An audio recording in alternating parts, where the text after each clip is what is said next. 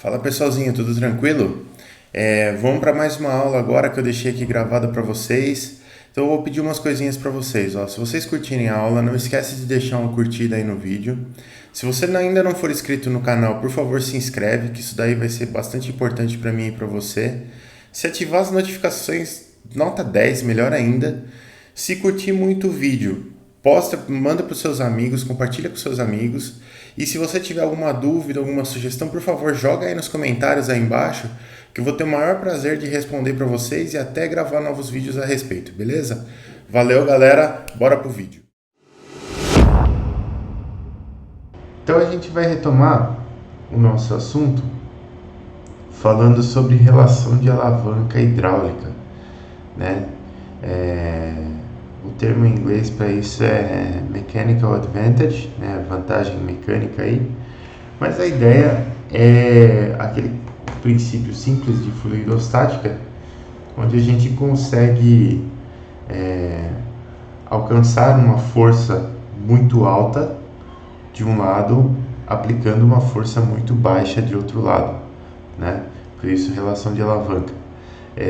Todo mundo conhece esse princípio, todo mundo que já viu um macaco hidráulico sabe como ele funciona.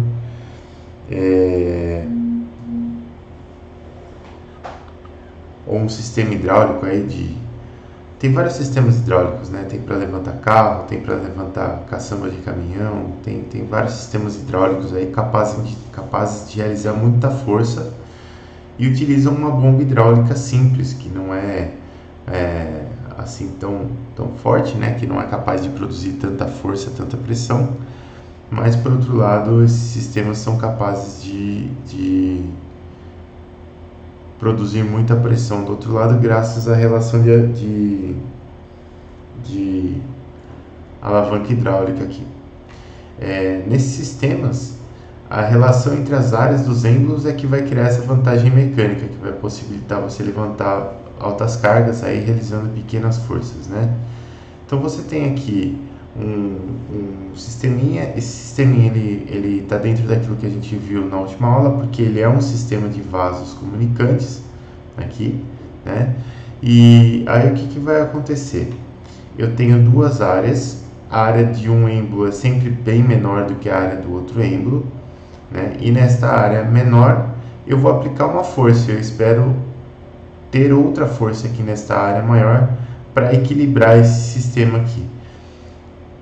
Como esse sistema aqui ele é composto por vasos comunicantes, a gente sabe que quando a gente está no mesmo nível, que é o que eu estou mostrando aqui para vocês, e estamos em um sistema de vasos comunicantes, independente da forma do vaso comunicante, a pressão é a mesma se o nível for o mesmo, né? E se o fluido estiver estático.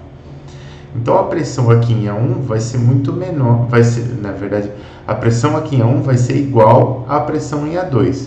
Só que como a área em A1 é pequena, a força que eu tenho que distribuir sobre essa área A1 vai ser muito menor do que a força que eu tenho que distribuir sobre a área A2 para que o sistema fique em equilíbrio. E a gente consegue mostrar isso matematicamente, né? Então eu tenho essas duas forças, F1 agindo aqui na área A1 e F2 agindo sobre a área A2. Eu tenho as pressões P1 e P2 aqui, né? E essas pressões elas são iguais pelo princípio dos vasos comunicantes lá. Então a gente tem aqui que a pressão 1 é igual à pressão 2. No caso 1 aqui, a pressão ela é a força 1 dividida pela área 1. E no caso 2, a pressão 2 é a força 2 dividida pela área 2. Então tá aqui, essa relação aqui, ela é válida. Beleza. O que eu posso fazer? Eu tenho que fazer uma relação entre as forças F1 e F2. Fazendo essa relação, que é simplesmente dividir F1 por F2, eu chego que F1 sobre F2 é igual a A1 sobre A2. Ou seja, se a área 1 é muito menor do que a área 2, a força F1 será proporcionalmente menor do que a força F2. Aí a gente pode estudar, né, utilizando um pouquinho daquilo que a gente já viu de gradiente de pressão, mas essa questão de alavanca mecânica aí, de relação de alavanca mecânica, a gente pode aplicar isso daí em um exercício. Então, nesse exercício aqui, o estudante ele cria um elevador hidráulico que não necessita de bombas para funcionamento. Então, como que funciona esse elevador hidráulico aqui? Para levantar essa carga de 500 kg aqui, ó, basta derramar óleo nesse tubo fininho aqui da lateral aqui, a pressão ambiente mesmo. Você não precisa nem aplicar força aqui, ó, né? Qualquer ideia, a força que eu vou ter no mesmo nível aqui vai ser dada pelo gradiente aqui de pressão. Então a ideia é calcule a mínima altura H do tubo para que se inicie a movimentação da carga. Beleza. Eu não coloquei aqui no nosso enunciado, mas como a gente está falando de óleo, a gravidade específica do óleo é normalmente 0,9. Então eu vou trabalhar com esse 0,9 aí. Vou pegar minha luzinha aqui. Lusa. Aqui.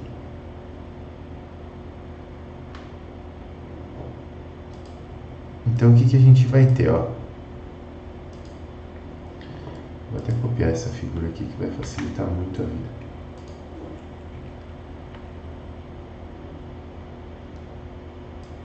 Vou arrastar ela para cá. Assim. E aí, basicamente, ele quer saber qual que é a altura H aqui para que a gente equilibre essa carga de 500 kg aqui, ó. Lá no enunciado, ele não falou o formato do tubo aqui, dos tubos aqui. Eu vou imaginar que esses tubos sejam cilíndricos, tá? Então a gente está imaginando duas coisas aqui. Primeiro, que a gente tem tubos cilíndricos.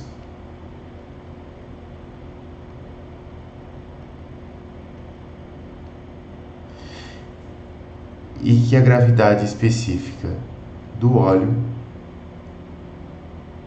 vai ser de 0,9. Então a gente já sabe de cara aqui que a densidade do óleo vai ser de 900 kg por metro cúbico. Beleza. A gente sabe então que se eu tiver o mesmo nível, que é esse caso aqui, ó, para o mesmo nível as pressões têm que ser iguais. Aqui desse lado eu vou ter uma pressão 1, que eu vou chamar de P1. Aqui desse lado, pressão P2. Então a gente sabe que P1 deve ser igual a P2. P1 a gente consegue calcular distribuindo essa carga aqui sobre a área desse êmbulo aqui, que tem um diâmetro de 1,2 metros. Então, P1 vai ser a força dividido pela área. A força é 500 kg vezes a aceleração da gravidade, que é 9,81 metros por segundo ao quadrado, dividido pela área desse êmbulo aqui de diâmetro igual a 1,2 metros. A área dele vai valer π, que multiplica o diâmetro ao quadrado, dividido por 4. Se a gente fizer essa continha aqui, a gente vai obter, olha só, 500 vezes 9,81 dividido por, abre parênteses, π vezes 1,2 ao quadrado, dividido por 4, fecha parênteses. Essa pressão aqui, ela é de 4.336,97 Pascal. Que eu estou dividindo uma pressão, eu estou dividindo uma força em newtons por uma área que está em metros quadrados. Então essa pressão aqui vai sair em newton por metro quadrado, que é pascal. Lógico que essa pressão aqui, ela é uma pressão manométrica, né? Porque eu não adicionei a pressão atmosférica aqui sobre essa pressão. Eu só coloquei a pressão realmente adicional que está sendo gerada por esses 500 quilos aqui. Do outro lado aqui, em P2, qual que vai ser a nossa pressão aqui em P2? Em P2, a pressão vai ser a densidade do óleo, que é de 900 kg por metro cúbico, que multiplica a aceleração da gravidade de 9,81 metros por segundo ao quadrado, que multiplica H. A gente pode escrever P2 aqui como 900 vezes 9,81, só para constar, 8.829 H. Agora eu vou pegar este resultado aqui de P2, esse resultado aqui de P1 e vou aplicar esses dois resultados aqui nessa equação. Então a gente vai ter que a pressão P1, que é 4.336,97 Pascal. Opa, nem vou colocar o Pascal aqui.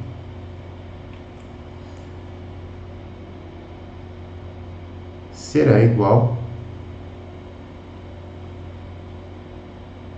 a 8.829 H. Se eu dividir um pelo outro, o meu H aqui vai ser de 4.336,97 dividido por 8.829. Isso aqui vai dar H igual a 0,49, vou colocar umas casas aqui, 12 metros. Então, basicamente, olha só que interessante esse exercício aqui, ó.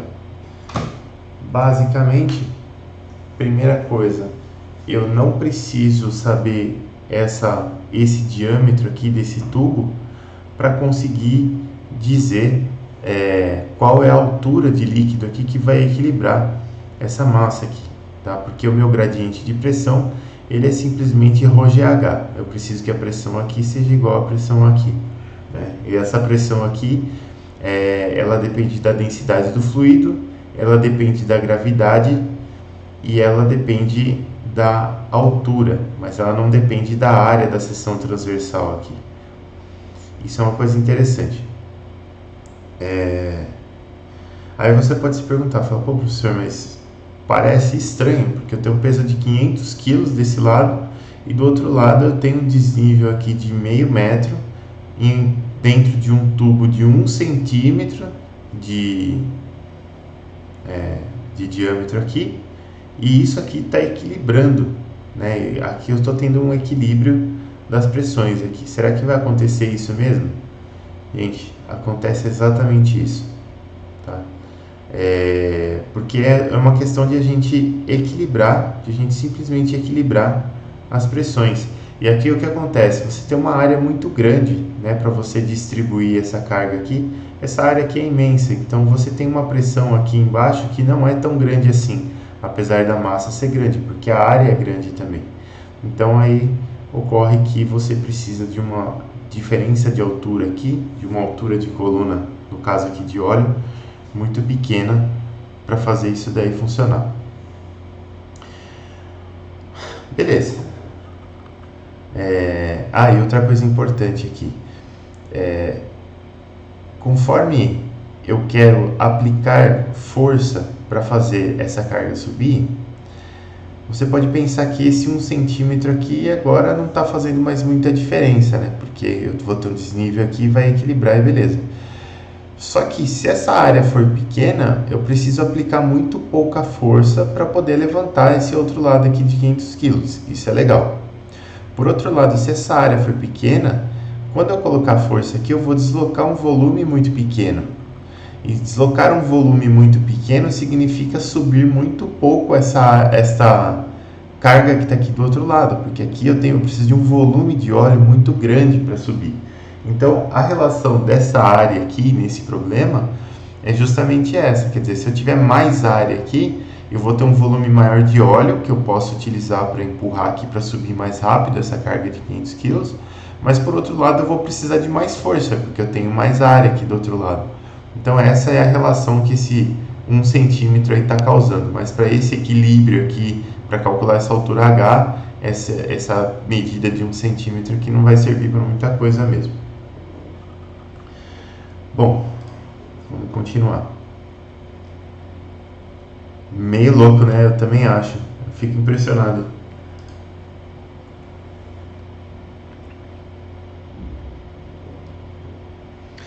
É, beleza. Agora que a gente já falou um pouquinho sobre relação de vantagem mecânica, aqui eu vou falar um pouquinho sobre flutuação. A flutuação ela também é um problema muito importante para nós, né? Basicamente porque a gente tem diversas aplicações onde a gente usa a flutuação, principalmente quando a gente está falando de aplicações marítimas, né? Mas não só nessas aplicações aí, então, aplicações fluviais, enfim, tudo que você quiser colocar na água e que você não quiser que afunde, você vai ter que tratar de flutuação, isso é importante. Mas, por outro lado, a flutuação ela sempre vai acontecer, ou pelo menos a força de empuxo, né? Não necessariamente a flutuação, mas a força de empuxo, ela sempre vai acontecer se você estiver com um corpo imerso em um fluido.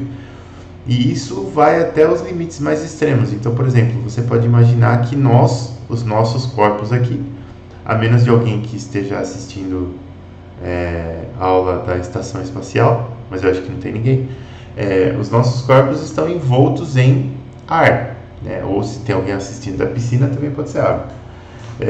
Mas quando o nosso corpo está envolto em ar, a gente tem uma parcela da força que age no nosso corpo, que é uma força de empuxo do ar, empurrando a gente para cima. Lógico que é muito pouco, né? Porque o ar tem uma densidade muito pequena, mas a gente tem um pouco de empuxo do ar empurrando a gente para cima também, e é algo que é outra coisa interessante de se pensar. E aí, esses problemas de flutuação, a gente consegue tratar deles observando apenas o gradiente de pressão do fluido, né? Então, o nosso ρGH vai ser muito útil aqui.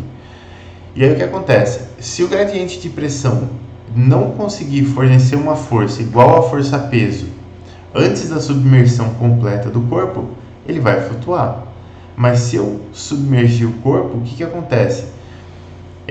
Eu não vou conseguir ter mais altura de líquido ali para gerar um gradiente de pressão maior entre, por exemplo, a minha cabeça e os meus pés. Então, se eu afundei por completo e não gerei uma força lá de baixo para cima que é igual, maior ou igual à minha força-peso, eu não vou boiar, eu vou afundar mesmo, tá? Então, a única coisa que você precisa ver é se você consegue gerar essa força de empuxo antes da submersão completa do seu corpo. Aqui tem um exemplo bem bacaninha. Olha só. Aqui a gente tem um cubo de carvalho de 125 centímetros cúbicos, é esse quadradinho que está desenhado aqui. E ele é seguro submerso por um cabo como no sistema ao lado. Então ele tenderia a boiar aqui na água, mas ele está amarrado com um cabinho aqui no fundo. Ó. E a gente tem que calcular a força que a água exerce sobre a base do bloco, né? Então tem que calcular a força que ele está exercendo aqui embaixo do bloco, e a tração nesse cabo aqui, a tração no cabo A necessária para manter o bloco aqui submerso. A densidade do carvalho é dada aqui de 770 kg por metro cúbico. Para a gente chegar a um número, eu também vou utilizar a pressão atmosférica de um ATM, que é de 101.325 Pascal. Então vamos fazer esse exercício aqui que ele é bem bacaninha também. Opa, nossa luzinha, apaga tudo. Ó. Então a gente está aqui, ó.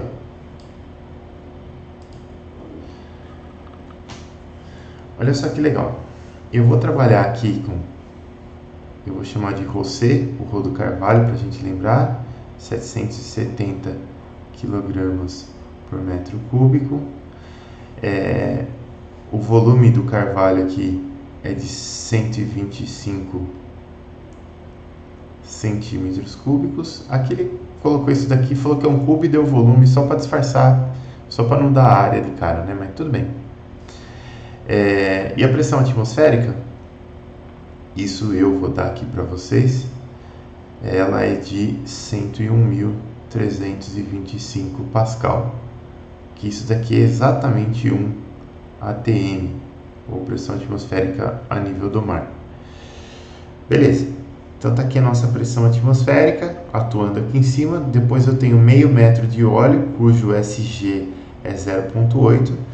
E depois eu tenho a pressão de água aqui, né? Eu tenho água, 30 centímetros de água aqui até a superfície superior do cubo, só para tentar confundir a gente. E aí eu tenho mais a aresta do cubo e aqui embaixo eu vou ter uma forcinha. Então olha só,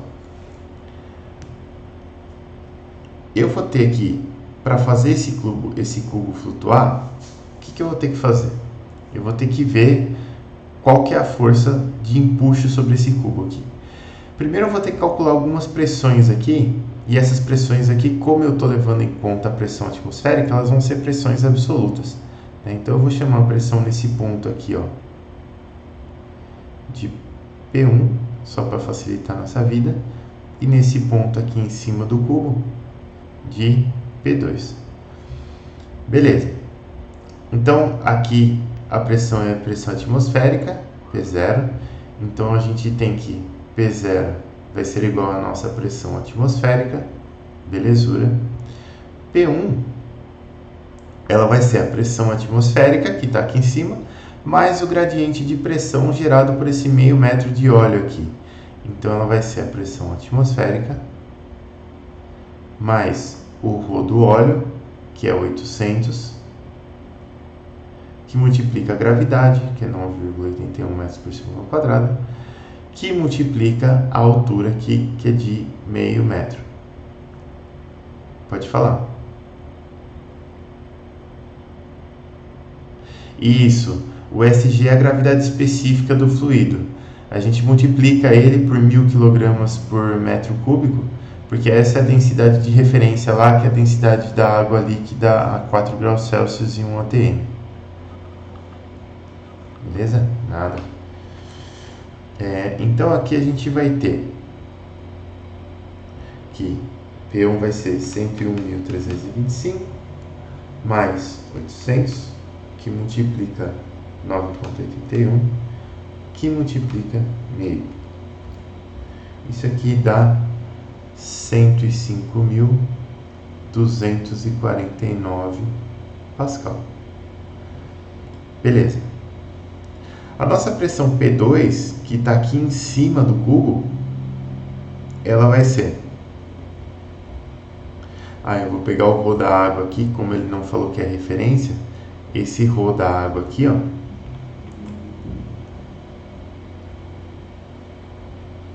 ele vai ser de 999 kg por metro cúbico. Beleza. Então aqui, ó, o que a gente vai ter? A gente vai ter a pressão P2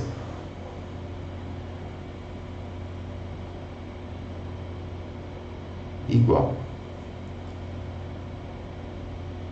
a pressão P1 que eu tinha aqui em cima, mais o gradiente de pressão da água agora, né? Então, mais a densidade da água, que é 999 kg por metro cúbico, que multiplica a gravidade, que é de 9,81 metros por segundo ao quadrado, que multiplica a altura aqui, que é de 0,3 metros.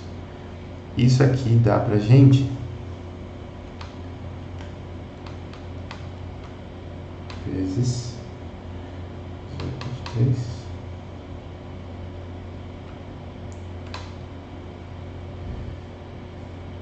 108.189,06 Pascal. Beleza. Uma das primeiras coisas que ele pede aqui é a força que age sobre o bloco na parte de baixo aqui, na superfície inferior aqui do bloco. Então eu vou até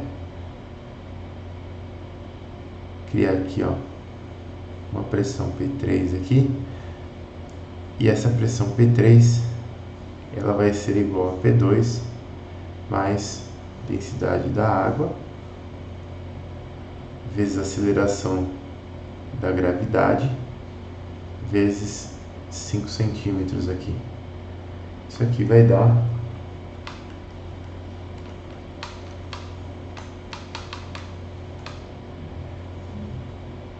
108.679,07.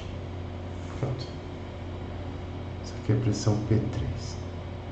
Beleza. Bom, se eu tiver que calcular a pressão aqui embaixo do cubo, o que eu vou fazer? Aliás, a pressão, se eu tiver que calcular a força da água aqui embaixo do cubo, eu vou pegar a pressão P3 aqui, e eu sei que a pressão, pessoal, como que eu tenho que pensar na pressão? A pressão, principalmente a pressão de um fluido assim, ela tem uma característica que a gente chama de hidrostática. O que é a pressão hidrostática? Imagina que você tem aqui, ó, vamos pensar logo no cubinho lá. Então tá aqui o nosso cubo.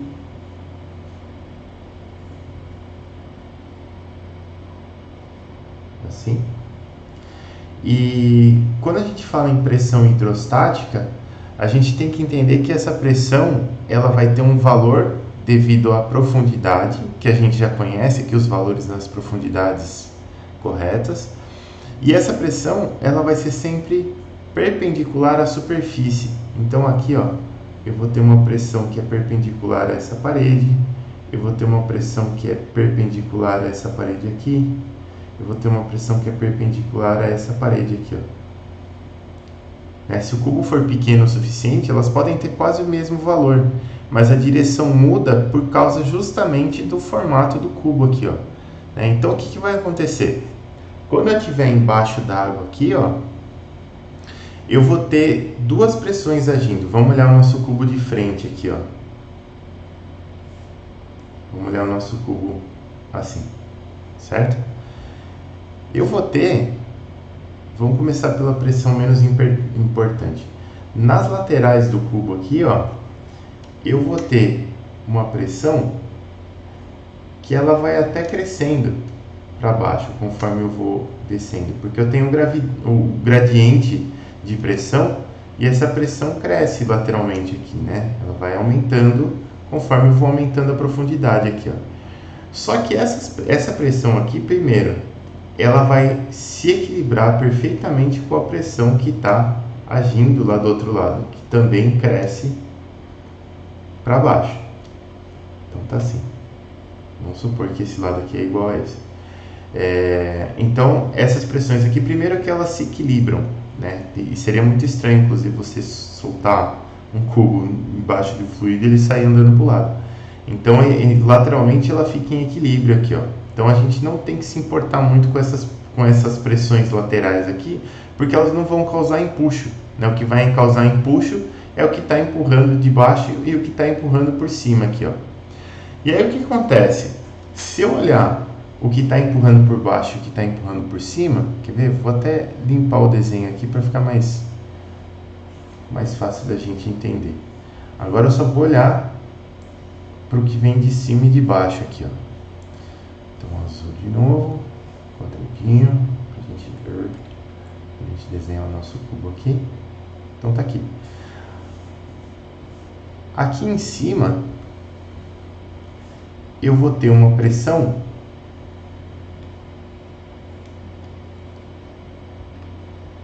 assim, que ela é constante, porque aqui em cima eu não tenho variação de profundidade. E essa pressão aqui em cima, eu vou chamar ela de P1.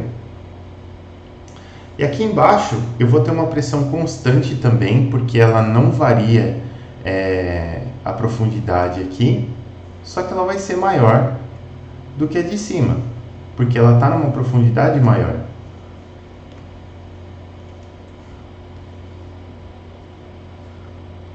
Não fui muito didático nesse P1 aí, né? Esse P1 aqui não é o meu P1 de K, lógico. Esse aqui eu vou chamar, só pra gente não se confundir. Ai, voltou. Só pra gente não se confundir, eu vou chamar essa pressão aqui de PA. E aqui embaixo eu vou ter uma pressão PB.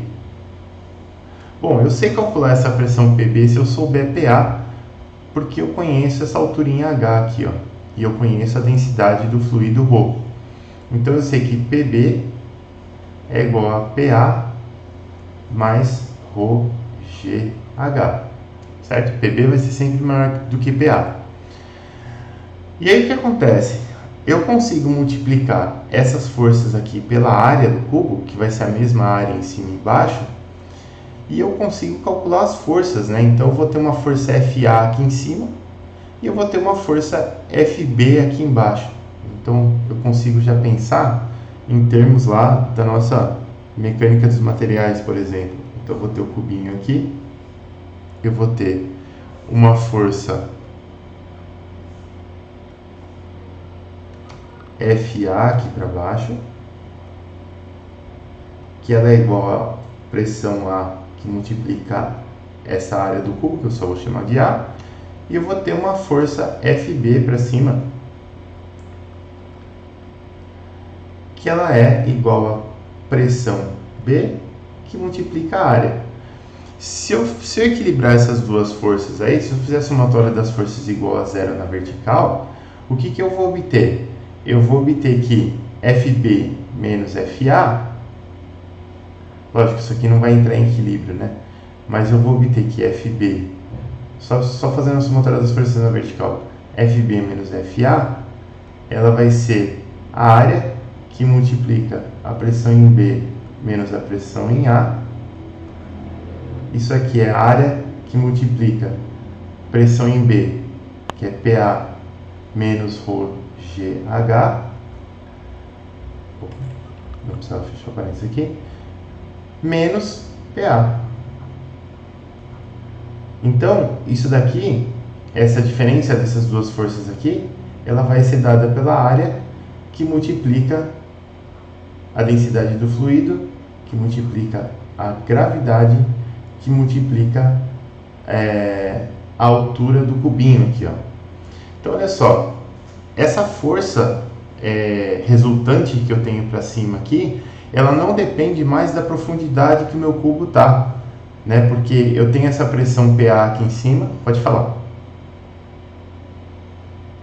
Aonde?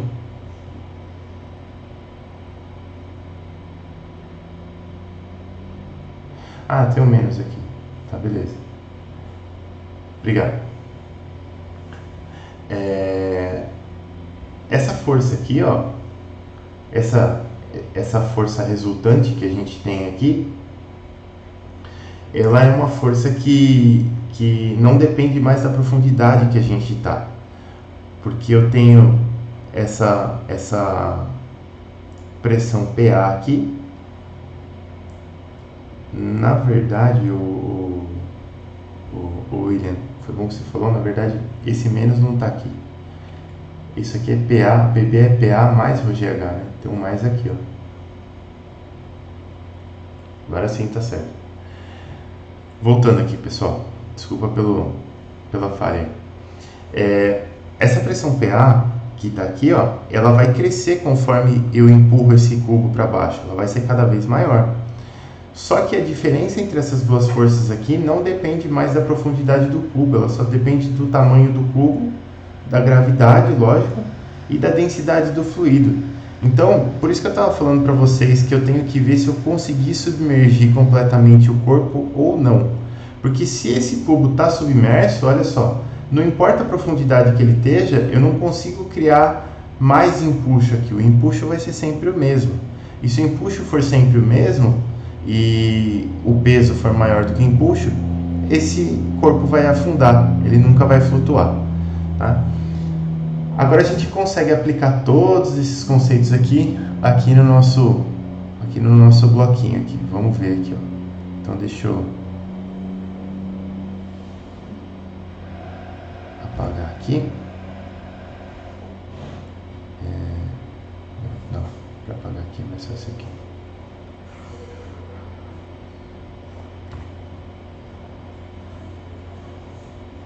Olha só. voltando à primeira pergunta do problema, qual que vai ser a força na base do bloquinho aqui, ó? A força na base do bloquinho, ela vai ser dada pela área que multiplica a pressão P3. Então, eu vou chamar isso aqui de F base. Isso aqui vai ser igual à área do bloquinho, que é A, que multiplica a pressão P3. Essa área aqui, ó, ele deu o volume de 125 centímetros cúbicos. Se você tirar a raiz cúbica disso daqui, a aresta do cubo vale 5 centímetros, né? Então, a aresta vale 0,05 metros. E a área aqui vai ser 0,05 ao quadrado, que é 0,0025, né? A área aqui, ela vai ser de 0,05 metros ao quadrado, que é 0,025 metros quadrados. É isso? Ou tá faltando um zero aqui? Quadrado é 2,5 vezes 10 a menos 3. Tá faltando um zero aqui. 0,25. Agora sim. Metros quadrados. Então tá aqui, ó. A força na base, então, ela vai ser essa área aqui, que multiplica a pressão P3 de 108.769,07 Pascal. Isso daqui vai me dar uma força de 271,92 newtons. Beleza. Só que, ó, se eu olhar lá no meu cubinho, o que eu vou ter? Vou desenhar o cubo de novo aqui. Eu vou ter três forças atuando nele agora, né? Eu vou ter a força na base aqui pra cima. Vou ter a força na base.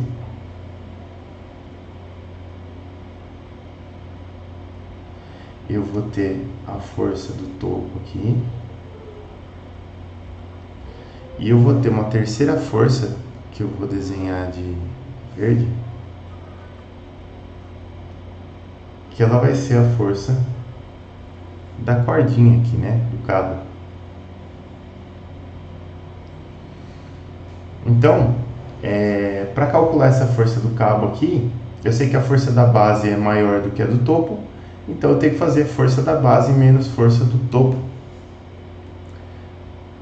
Então tá aqui, ó.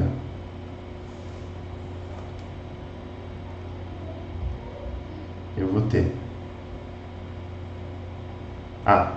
força da base menos força do topo. Faltou uma quarta força extremamente importante aqui, que é a força peso, né, pessoal? A força peso do meu cubo.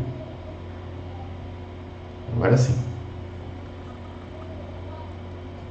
Senão ia ficar estranho. Então, olha só, vamos calcular essas forças aí, ó. A força no topo, ela vai ser a pressão P2 que multiplica a área, né? Então já dá para fazer direto. 0,0025 que multiplica a pressão P2, que é 108.189,06.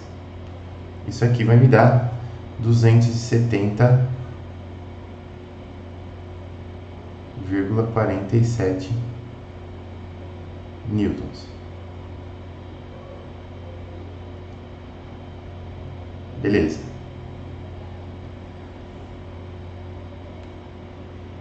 $108,189, tá certo. Tô só vendo se fiz certo na calculadora aqui. O peso do cubo, ele vai ser o quê? Ele vai ser a massa do cubo que multiplica a aceleração da gravidade. A massa do cubo vai ser o volume do cubo que multiplica a densidade do cubo. Então a gente tem 770 que multiplica o volume, é 0,05 ao cubo, que multiplica 9,81. Isso aqui, o peso do cubo aqui dá 0,9442 newtons. Beleza. Um pouquinho menos que 1 newton aí. Agora sim, agora com essas 4 forças aqui, o nosso cubo tem que estar equilibrado na vertical. Se a gente pensar que o y é positivo para cima, para a gente fazer somatória de forças aqui, pode falar? O peso do cubo, ele vai ser o seguinte, ó. O peso do cubo aqui, vou colocar aqui embaixo. O peso do cubo, ele vai ser a aceleração da gravidade, 9,81 metros por segundo ao quadrado, que multiplica a massa do cubo. A massa do cubo, ela é a densidade do cubo, que é de 770 kg por metro cúbico, que multiplica o volume do cubo, que é 125 centímetros cúbicos aqui, que multiplica 10 a menos 6, né? Porque eu tenho que fazer isso aqui em metros cúbicos. Então, 125, 10 a menos 6 metros cúbicos. Beleza? Nada, imagina. Então, beleza. Agora que eu tenho as forças do topo, da base e do cubo, eu consigo calcular a força do cabo aqui, né? Fazendo o equilíbrio das forças na vertical. Então, eu vou fazer somatória das forças em Y é igual a mais a força da base menos a força do topo menos o peso do cubo e menos a força do cabo. E essa somatória de forças na vertical aqui tem que dar zero, porque o cubo está em equilíbrio, ele não está subindo nem descendo. Então a força do cabo vai ser só passar ela para lá, né? Ela vai ser a força da base menos a força do topo menos o peso do cubo. Isso daqui vai dar, então a força da base 271,92 menos a força do topo, que é 270,47 menos o peso do cubo, que é 0,9442.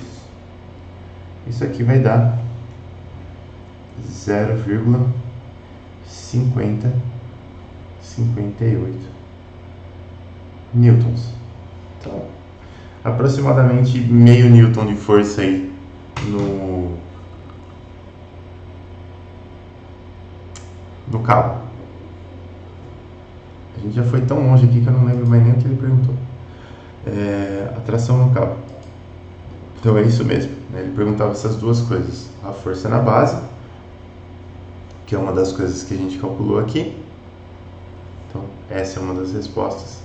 E a força no cabo, que é aqui a outra resposta do nosso problema.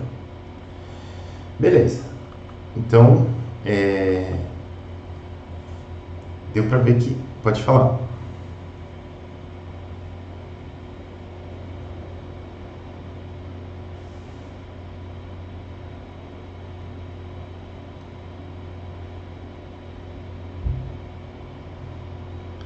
Isso, ó. Quando a gente afunda o cubo aqui, quando a gente submerge ele completamente, a gente chega na força de empuxo máxima que o fluido pode causar nesse cubo, né? Quando ele é completamente submerso, a força de empuxo máxima, ela vai ser a área inferior aqui, né, para o caso do cubo, lógico, que multiplica ρ GH. Essa é a força máxima de empuxo aqui que eu teria se o meu cubo tivesse completamente submerso. Se ele não está completamente submerso, aí essa força muda um pouco, porque eu não vou, né, vamos imaginar que o nível da água não está no topo do cubo, aqui ele está mais ou menos por aqui. Essa alturazinha que eu vou considerar para calcular a minha força de empuxo, ela vai ser só a altura do nível até a base do meu cubo aqui. Então ela quando o cubo está fora da água, ela é zero.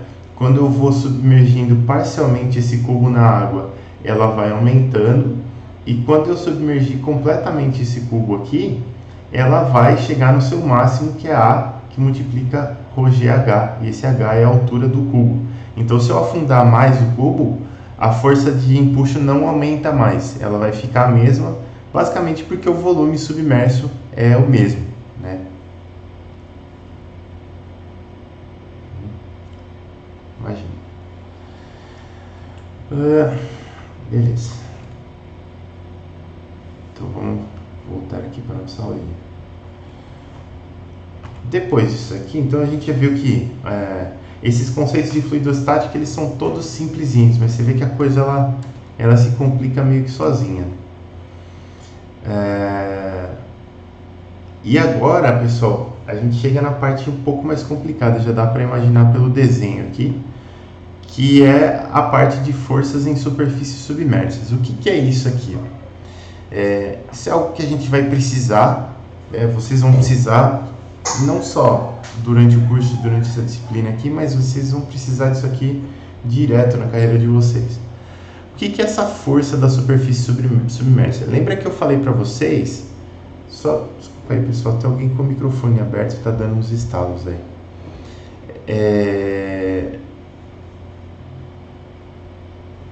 Lembra que eu falei para vocês que a pressão causada pelo fluido é uma pressão hidrostática, né? Então ela é perpendicular à superfície. Então aqui eu tenho um tanque qualquer, aqui está a superfície aqui do meu fluido, né? Que no caso aqui aparentemente é água, mas pode ser qualquer fluido. E eu tenho uma superfície submersa aqui, ó. Então eu quero calcular basicamente a força gerada pela pressão hidrostática nesta superfície que está submersa aqui, né?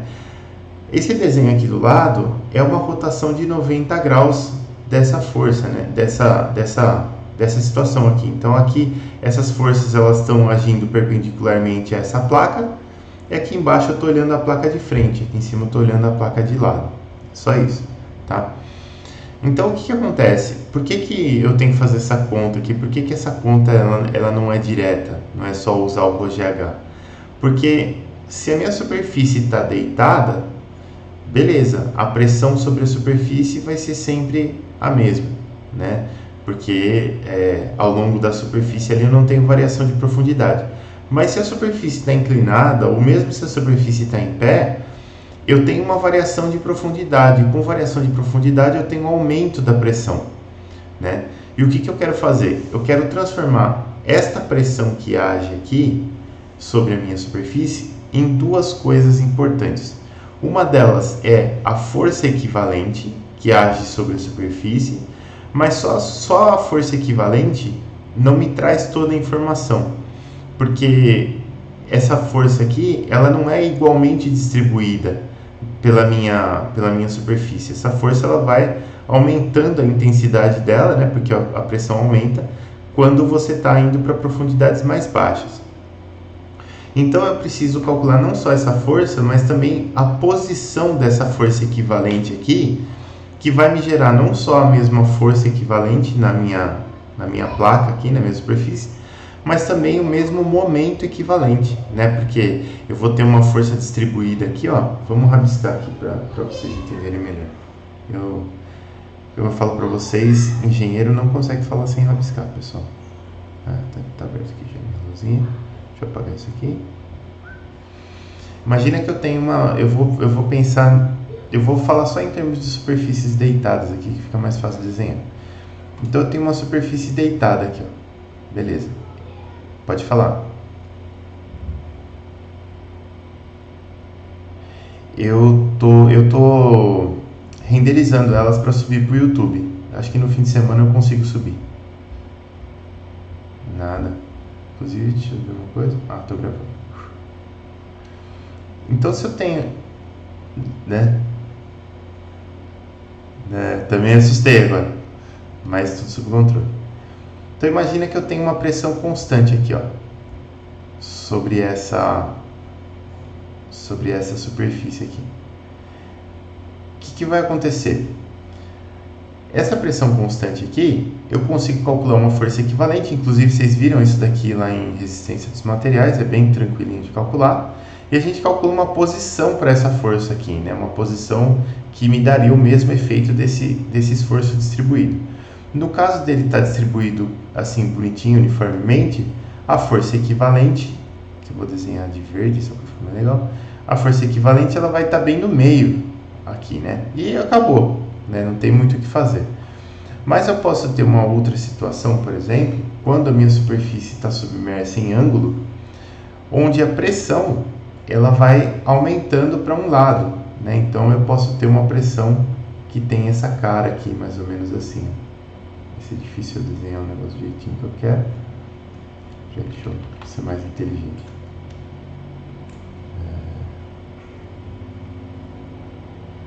Você vai ter uma distribuição que é mais ou menos assim. Agora ficou bom. Então tá aqui.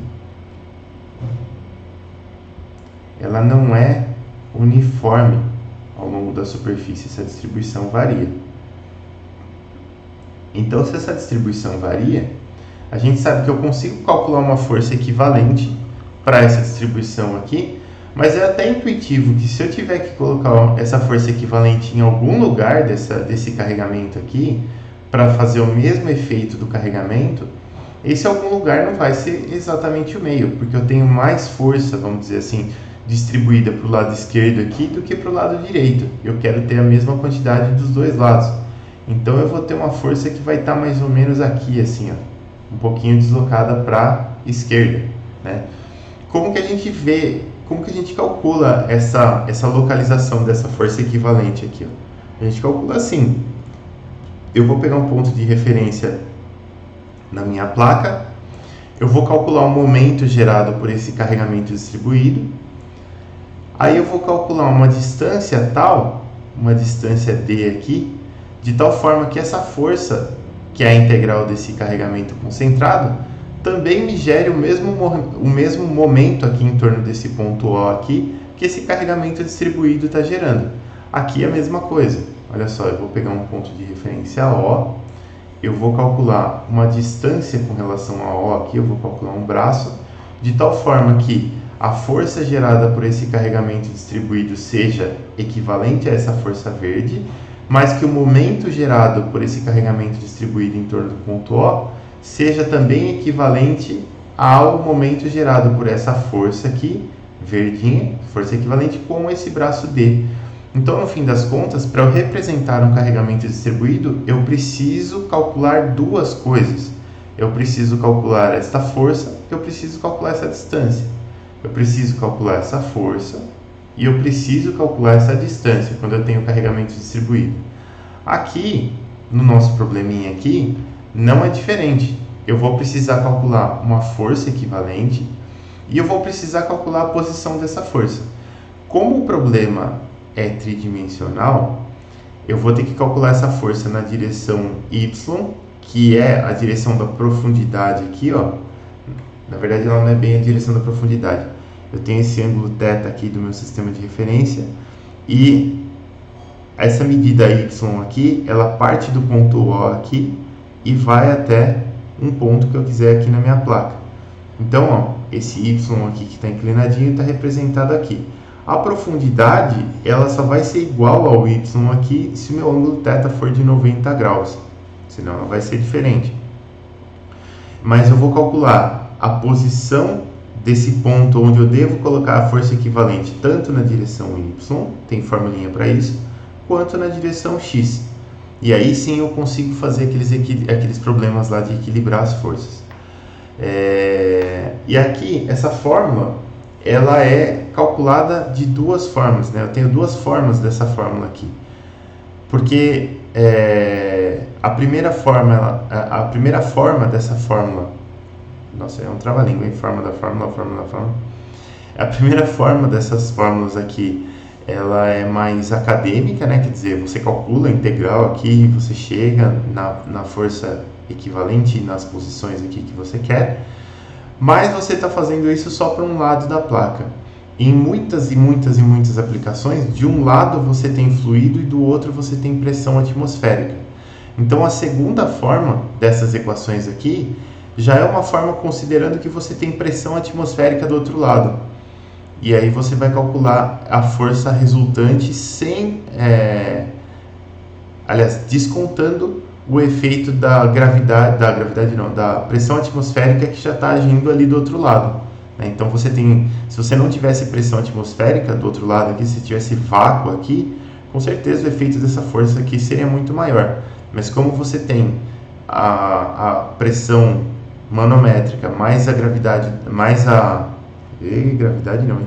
Você tem a pressão manométrica mais a atmosférica de um lado e do outro lado você já tem a atmosférica, que também é alta, não é baixa, então essa força aqui ela se torna algo mais realista. Quais são as fórmulas? Aqui, essas fórmulas, esse primeiro aqui é aquele caso mais acadêmico que eu falei para vocês, que a gente está calculando a força da pressão em apenas um lado da superfície submersa, como se tivesse vácuo do outro lado. Então, olha aqui, ó, a força equivalente, isso aqui vem de uma integral, isso aqui é bem facinho de calcular, né? Qual é essa força equivalente? Essa força equivalente ela é dada por uma pressão P0.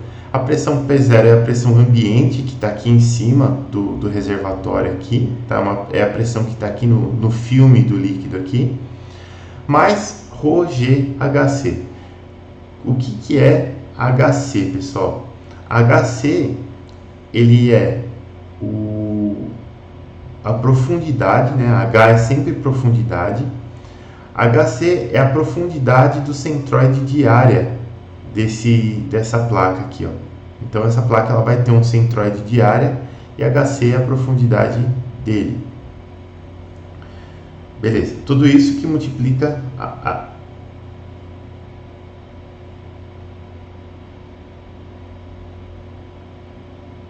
Como assim? Não entendi. Isso, o centroide.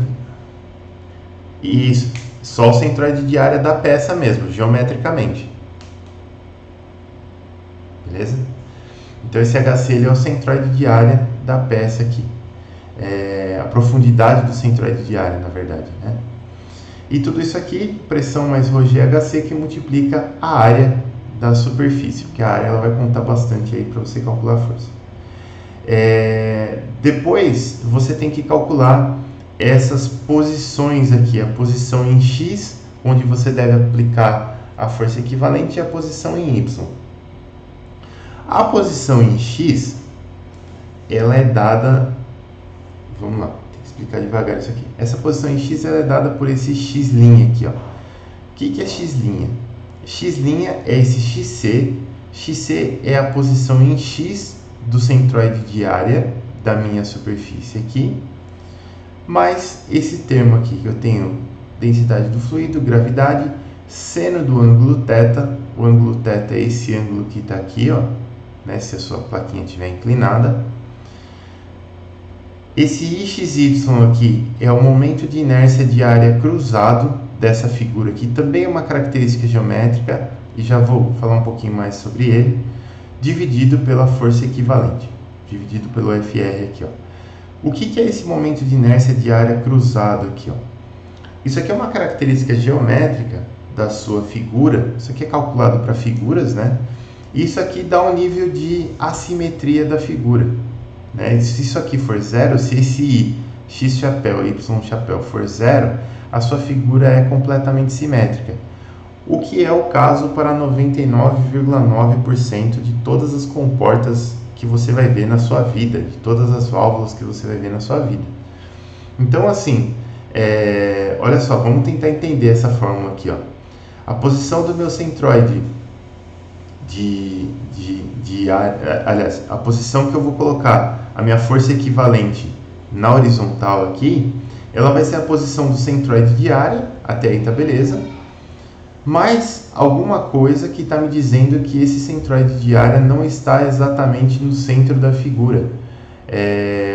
Por que isso? Porque a pressão nesse sentido X aqui, ó, ela não varia, ela só varia no sentido da profundidade. Aqui nessa direção X aqui, ó, eu estou em profundidade constante. Então nessa direção aqui eu tenho sempre distribuição igual de pressão. Eu só vou ter distribuição diferente de pressão se a minha área for toda esquisita aqui e for assimétrica. Aí eu vou ter mais pressão do lado que tem mais área do que do lado que tem menos área. Por isso que a gente embute esse termo aqui, ó. Sendo bem honesto para vocês, eu acho que eu não consegui nem achar um exercício onde esse XY aqui não fosse zero, tá? E provavelmente a gente não vai trabalhar com exercícios onde você tenha uma comporta assimétrica aqui. Então, basicamente isso daqui é zero, mas de qualquer forma, esse termo XY, como outros momentos de inércia de área que vão aparecer aqui, eles são tabelados por figura. Então, se você tiver a figura, você consegue calcular rapidamente esse termo aqui. Então, essa é a posição em X do ponto onde você deve colocar a sua força, e a posição em Y, que o Y está nessa direção aqui, ó, ou nessa direção aqui, ela é dada por essa fórmula aqui, ó.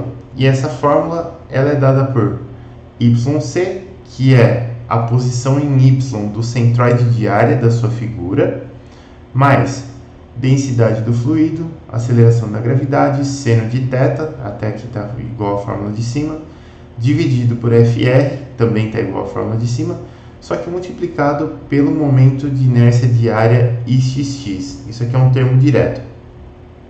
E esse IXX aqui, o que ele representa? Ele representa o fato de você não só ter uma distribuição de área maior para baixo do que para cima, mas ele também representa o fato de você ter uma pressão que está aumentando para baixo aqui, ó. Se essa pressão não aumentasse para baixo, o que ia acontecer? Provavelmente esse termo aqui ele só ia ser diferente de zero por causa da sua área, se a sua área fosse assimétrica nessa direção vertical aqui. Mas no caso, aqui a gente, nessa fórmula do y aqui, a gente não está tratando de simetria, mas sim esse termo aqui, ele engloba o fato de a sua pressão estar aumentando com a profundidade. Tanto é que se o seno de θ for zero, quer dizer, se a sua plaquinha estiver na horizontal, se θ for zero, né? Se a sua plaquinha estiver na horizontal, esse termo aqui desaparece por completo, né? Acaba que esse termo de cima desaparece por completo também, mas esse termo de baixo ele desaparece. Beleza, tudo isso daqui para o caso geral. E se eu tiver pressão atmosférica do outro lado? Se eu tiver pressão atmosférica do outro lado, as fórmulas acabam ficando um pouquinho mais simples. Olha só, para a força equivalente fica bem fácil de ver, né? Como eu tenho pressão atmosférica do outro lado, que é a pressão ambiente P0, ela vai cancelar o termo de P0 nessa força equivalente aqui. Eu só vou ficar com ρgHc que multiplica A. Lembrando que o HC é a profundidade do centroide de área da minha figura aqui. A posição, ela muda um pouquinho também. A posição, ela é o XC, né, que é a posição em X do centroide de área da minha figura, somado com o momento de inércia de área cruzada, dividido por YC, que multiplica a área. Esse YC aqui, ele é a posição em Y do centroide de área da figura, né? A posição em Y aqui. Ele acaba entrando aqui na minha fórmula. E a posição em Y do meu centroide de área é muito parecida à fórmula. Eu tenho a posição em Y do meu centroide de área, que é YC, mais o momento de inércia de área direto dividido por YCA. Isso aqui não é erro de digitação, aqui em cima é YCA mesmo e aqui embaixo é YCA também no denominador, tá? Nos dois casos aqui. Isso aqui é só uma simplificação matemática que acontece e acaba aparecendo esse YCA aqui embaixo, tá? Não se preocupem muito com esses termos XX e YY, porque eles são tabelados, tá, pessoal? Então, não se preocupem muito com isso. Isso aqui a gente acha em tabelas aí. Inclusive, eu preciso disponibilizar uma tabela para vocês. Ah, tá aqui a tabela. Pode falar.